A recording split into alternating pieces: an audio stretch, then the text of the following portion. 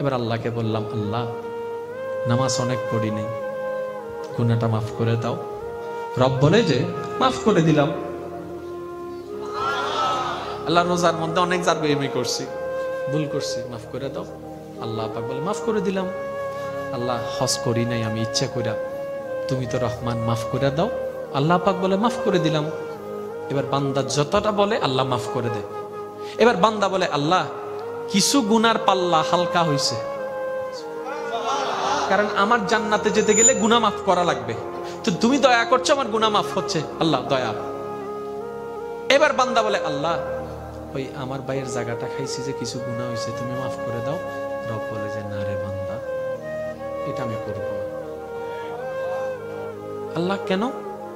তুমি আমার যে বান্দাকে কষ্ট দিয়েছো সে যদি মাফ করে আমিও তোমাকে মাফ করে দেব। এবার আপনার বিবেকের কাছে আমার প্রশ্ন, কোন গুনার মাপ পাওয়া সহজ, আল্লাহটা নাকি বান্দারটা? যেটাতে মাপ পাওয়া সহজ সেটাতে আপনি আমি যেভাবে সিনসিয়ার, যেটাতে মাপ পাওয়া কঠিন সেটার মধ্যে আমাদের মনোযোগ নেই। এই যখন রাস্তা দিয়ে যাচ্ছেন, কোনো কারণ ছাড়াই দেখবেন সিগারেট একটা আগুন জ্বালায় ফালাই দেয়, শেষ করছে আর কি, সিগারেট শেষ করছে ফালাই দিছে। ভাইয়া আগুন আছে তো, সমস্যা কি? কোন একটা মানুষ যদি খালি পেয়ে যায়,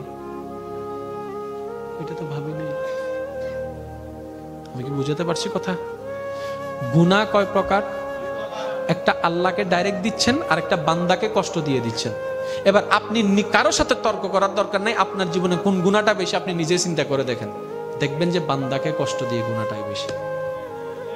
যেটাতে মাপ পাওয়া 90% কঠিন, আর আল্লাহকে যেটা কষ্ট দিয়েছেন সেটাতে মাপ পাওয়া 99.99% সহজ। যেটাতে মাপ পাওয়া সহজ সেটাতে আমরা ভালো করে প্রস্তুত নিচ্ছি, আর যেটাতে মাপ পাওয়া কঠিন সেটাতে আমাদের কোনো মনোযোগ নাই।